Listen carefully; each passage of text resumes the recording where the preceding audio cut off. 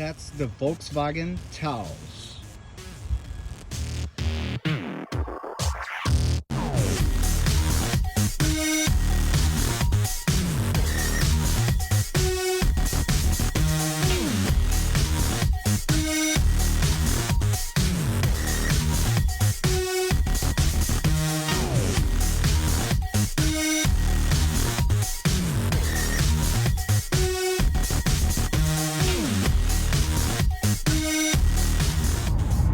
E aí galera, beleza? Então, so what's up guys? Sometimes I switch between languages. So today we're gonna talk about the Volkswagen VW Taos. In the beginning I thought that we should change T with C and call it Chaos, but not too bad. So I thought it would be a smaller version of the Tiguan, hoping that would use the same engine. No, it doesn't. It uses a 1.5 liter, but fortunately 4 cylinders turbocharged Volkswagen engine. Only 158 horsepower, but check the other video about the Ford Bronco. It is 180 horsepower there, but it's a 3-cylinder. And then it's horrible. This one is not horrible, but because they are using the same probably 8 gearbox or similar to the one they use in the Tiguan, it is lighter than the Tiguan, but it doesn't have that. The Tiguan is pretty agile, nimble and fast for an SUV, right? These guys don't stop building SUVs. This one, it's a little bit more like fuel efficient than the Tiguan, because the Tiguan are used to do like 26 mpg average.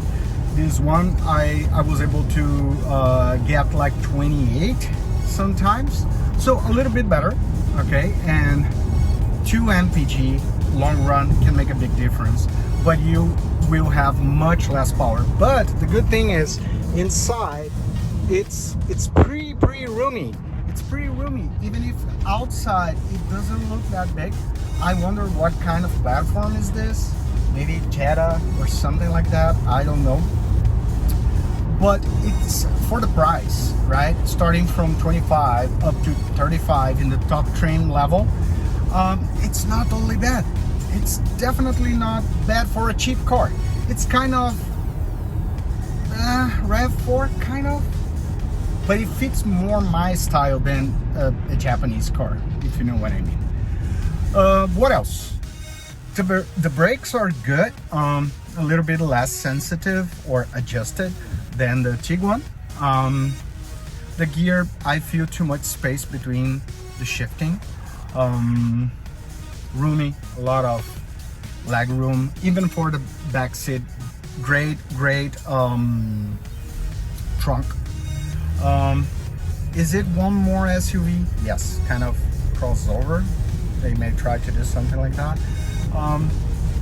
But for the price, it's okay. There is a lot of cheap plastic, kind of, yes, but nothing different than RAV4 and other cars like that. RAV4 is a little bit bigger, so it would be one category up. But one thing that I loved is the steering wheel is pretty good. Even in this base model here, it's like a probably synthetic leather, but feels good because the Tiguan had a really lean, thin kind of steering wheel. This one is like comfortable. It fits better my hand, that is a little bit bigger, as you can see. The other one, I felt like holding a wire, so thin it was. So in the trim level, that is like the top one, you're gonna have a full integrated system here and occupies the whole thing. For the map is really good, but as you can see, German kind of engineering. Everything is well positioned besides the plastic, the cheap plastic, dry plastic, but everything is ergonomically correct. The seats are good. The AC in this one is manual, and even the buttons are cheap. Suspension, it's a little bit more, it's not as balanced as the Tiguan, but for a cheap car with a lot of room and for tall people and you want to save gas, I would recommend it. It's okay. It doesn't hurt. The Bronco is much worse. Oh, and now you're gonna say, oh, but that is like off-road. No, it's not. Like this one is not either. Even if that one was AWD and this one is not. Okay? Kisses.